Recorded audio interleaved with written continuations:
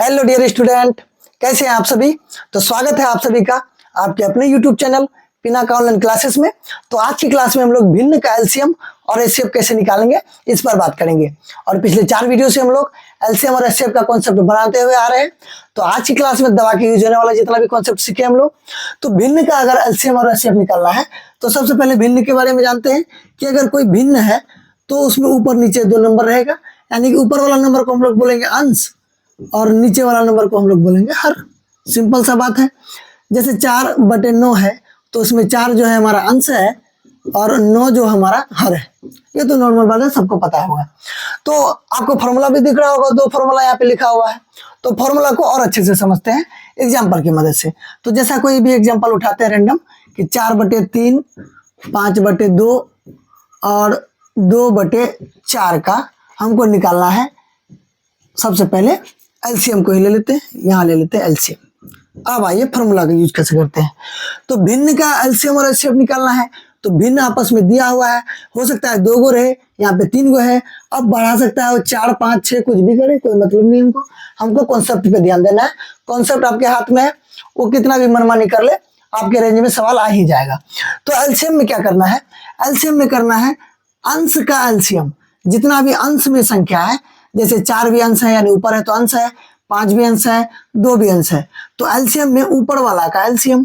तो 4, 5 और 2 का अगर एलसीएम निकाले तो 1 सेकंड में आप बता दीजिएगा सर 20 होगा। अब ये 20 कैसे हो रहा है, जिसको समझ भी नहीं आया उसको थोड़ा सा पीछे जाना होगा। थोड़ा सा पीछे जाइए, उसके बाद देखिए कितना मजा आता है। तो एलसीएम हो गया हमारा 20। अब फिर से बोला है कि अगर आप ऊपर वाला एलसीएम निकाल लिए है ना, तो फिर एक काम कीजिए, नीचे वाला का एलसीएम निकाल दीजिए। यानी कि 3, 2 और 4 का एचसीएफ निकाल दीजिए। निकाल दिए, 1 हमारा एचसीएफ हो रहा है। ये देखिए आपके सामने आंसर है। अब देखिए एलसीएम तो आप निकाल दिए। अब आते हैं हम लोग एचसीएफ में। एचसीएफ का क्या कहानी है, तो एचसीएफ का कहानी है कि अंश का एचसीएफ करना है।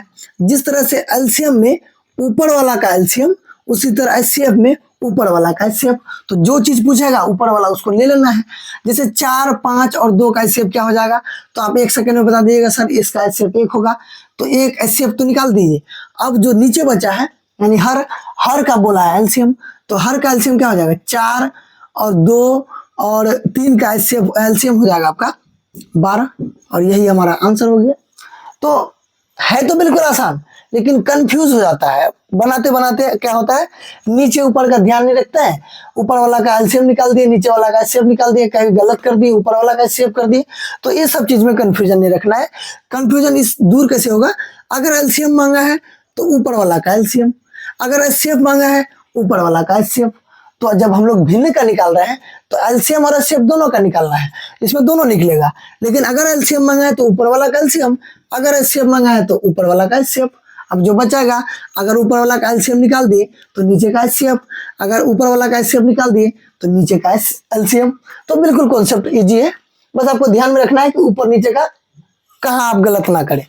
तो अब देखिए और एग्जाम्पल लेते हैं, रेंडम एग्जाम्पल ले रहे हैं, कुछ भी ले रहे हैं। 2/3, 5/10, 6/8 कुछ भी ले रहे हैं, मनमानी कर रहे हैं इसके साथ, क्योंकि हमें कॉन्सेप्ट सीखना है।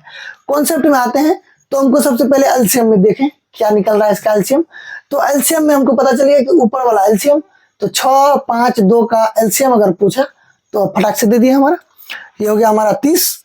और जैसे एलसीएम निकाले तो इसी में एचसीएफ निकालना है, तो ऊपर वाला का तो निकाल लिए, नीचे वाला का एचसीएफ हो जाएगा, एचसीएफ हो जाएगा 1। कहानी समाप्त हमारा। अब आते हैं एचसीएफ में। एचसीएफ का क्या कहानी बनेगा, तो एचसीएफ का कहानी क्या है, ऊपर वाला का एचसीएफ कर देना है। तो 2, 5 और 6 का एचसीएफ हो गया 1 और नीचे वाला का एलसीएम कर देना है।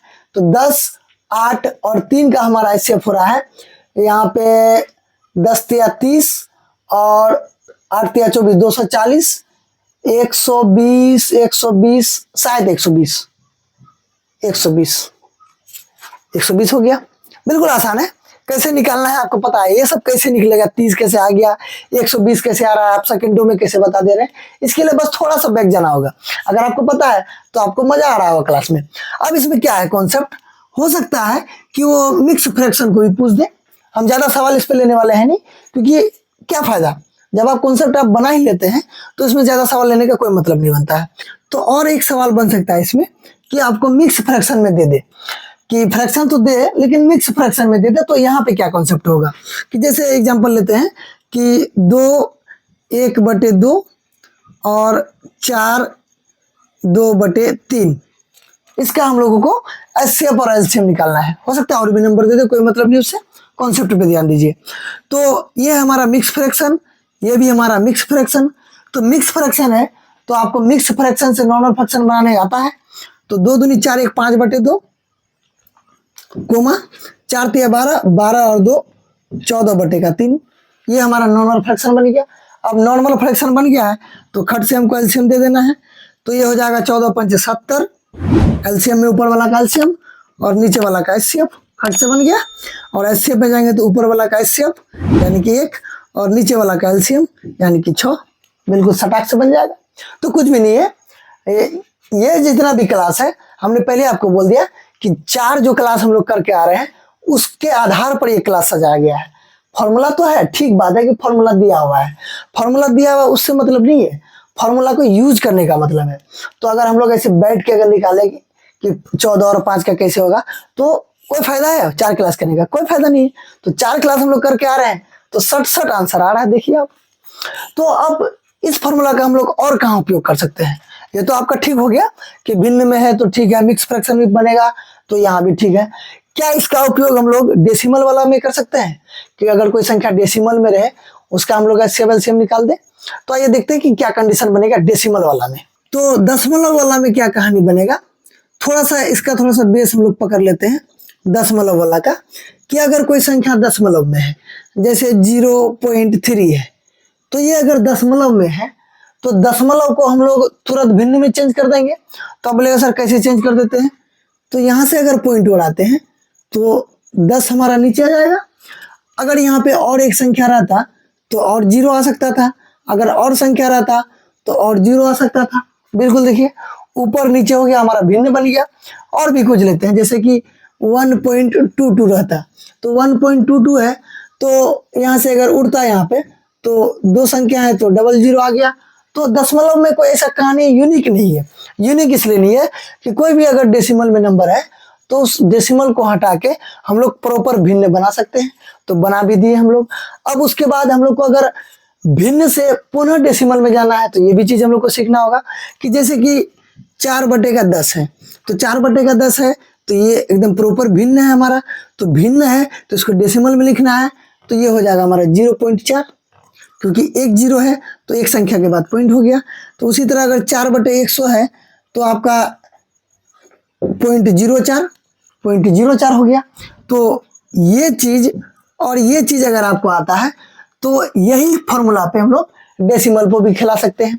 तो डेसिमल को खिलाने के लिए एक एग्जांपल लेते हैं, तब आपको लगेगा कि हाँ ठीक ठीक हो रहा है। तो जैसे एक एग्जांपल लेते हैं, कोई भी रैंडम एग्जांपल लेते हैं, क्योंकि हम लोग को कॉन्सेप्ट सीखना है कि 0.3 और 1.2 का एलसीएम और एचसीएफ क्या हो जाएगा।